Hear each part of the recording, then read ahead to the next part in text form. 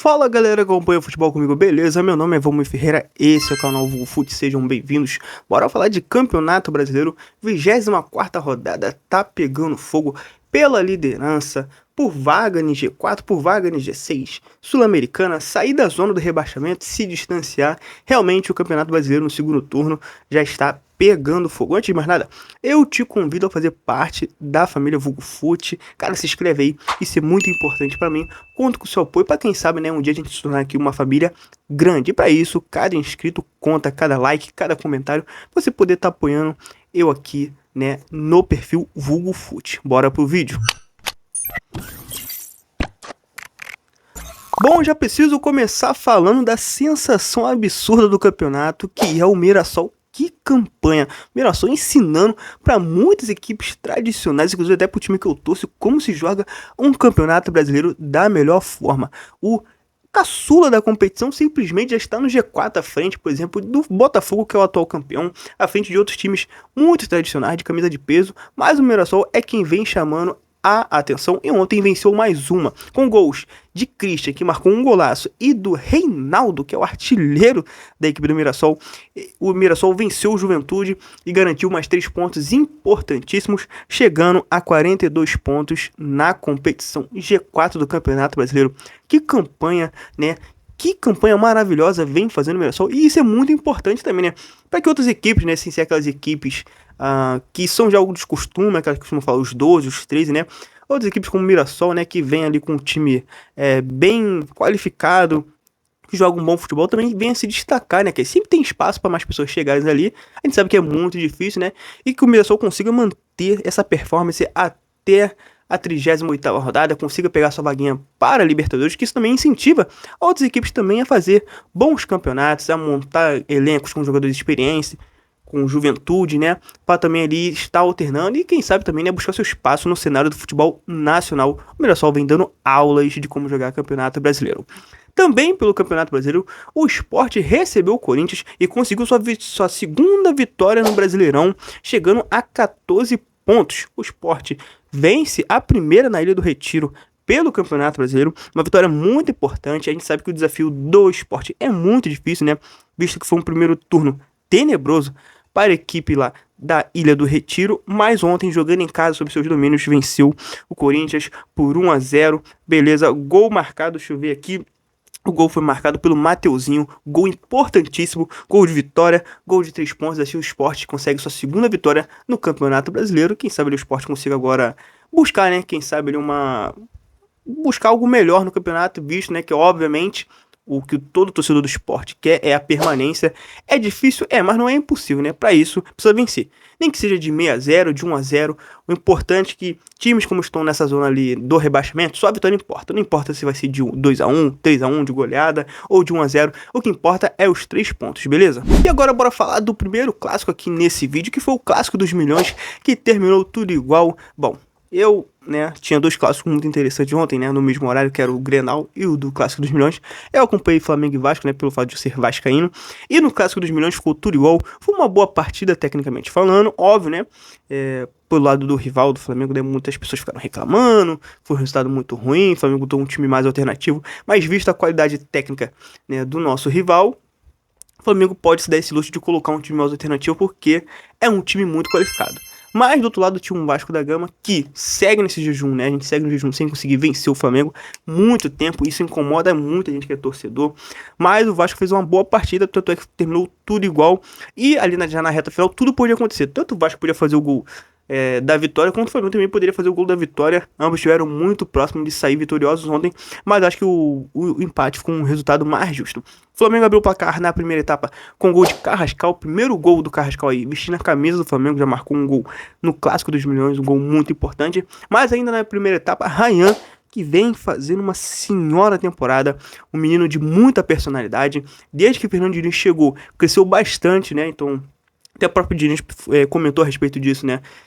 Que ele não sabe o valor exato que o Ryan estava para ser negociado, mas depois que ele chegou com essa crescente do Ryan sob o comando de Fernando Diniz, com certeza essa multa já deve estar muito mais alta, né? O Ryan se valorizou muito, não à toa ontem marcou gol de empate de cabeça, deixando tudo igual ainda na primeira etapa, e assim ficou o clássico dos Milhões, um pontinho para cada resultado, né? Que no final das contas não é ruim por dois, mas também não é bom. Beleza? Agora precisamos falar do senhor clássico que teve ontem, simplesmente o Grenal de 448. Ontem foi marcado por um jogaço de 5 gols. Meus amigos, é muito bom clássico quando é um jogo muito disputado e principalmente quando tem muitos gols. E foi o que aconteceu ontem. Aos 21 da primeira etapa, Alan Patrick de pênalti, camisa 10 do Colorado, abriu o placar para o Internacional. Aos 29 da primeira etapa ainda, Carlos Vinícius marcou de cabeça, deixando tudo igual para o Grêmio.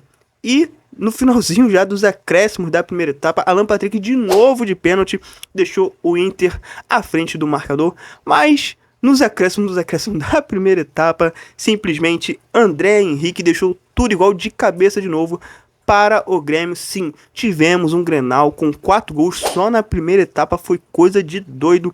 Realmente ali, o Grêmio nas bolas paradas conseguiu achar os seus gols na primeira etapa.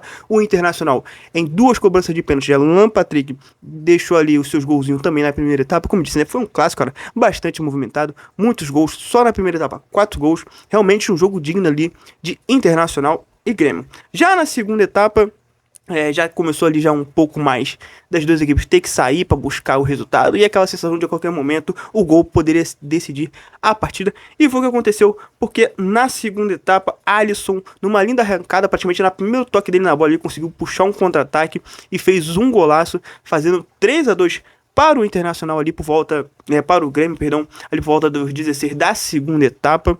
E aí, meus amigos, como eu disse, né, foi o Internacional tentando sair para poder empatar, o Grêmio tentando achar o seu gol para poder ampliar o marcador, para poder aumentar ali para cima do seu rival. Lembrando que o Grêmio já não vencia o Inter há bastante tempo, então, ou seja, foi um clássico muito importante também para o Grêmio, que conseguiu vencer o Inter na casa do Inter, né, no gigante da Beira-Rio.